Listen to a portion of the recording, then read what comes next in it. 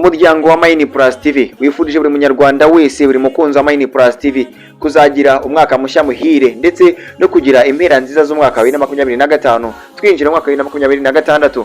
Buri munyarwanda wese ukurikira Mine Plus TV wakoze subscribe ndetse n'utarayikora, tubifurije kuzagira umwaka mushya muhire ndetse no kuzahirwa muri uwo mwaka. Imana izabane namwe muri buri kimwe muzakora, ndetse tuzagumya kubasengera ndetse no kubaha byinshi byiza bizatuma mukomeza kuba abanyabwenge. Tunaboneraho no kubashimira ku byiza byose mwagiye mudufasha. Uyu mwaka dusoje dufite subscribe nziza cyane, kandi dukomeza kubashimira tunabasaba support yanyu. Mukomeze mukande subscribe kugira dukomeze twiteze imbere. Turashimira tubikuye ku mutima buri munyarwanda wese ukurikira Mine Plus TV wakoze subscribe ndetse n'utarayikora, turagusaba kwikora ubikuye ku mutima kugira dukomeze dutezanye imbere. Iyi ni Mine Plus TV y'abanyarwanda, yakorewe abanyarwanda kugira ngo dukomeze kubana muri byinshi bigiye bitandukanye. Iyi ni Mine Plus TV y'abanyarwanda muri rusange, dukwiye gufashanya.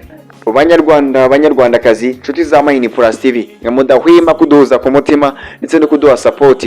Tubifurije kuzagira impera nziza z'umwaka wa 2025 ndetse no kugira intangiriro nziza z'umwaka wa 2026. Muzahirwe, muzahahe muronke muri buri kimwe muzerekezaho amaboko.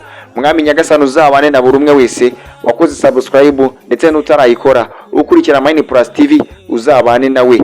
Nje nari Evodo y'abanyarwanda. Iyi ni Mine Plus TV, cyo gusaba no gukora subscribe kugira tubane byinshi bigiye bitandukanye. Imana ikomeze ibarinde kandi mugire impera nziza z'umwaka wa 2025 2026 mutangira neza cyane.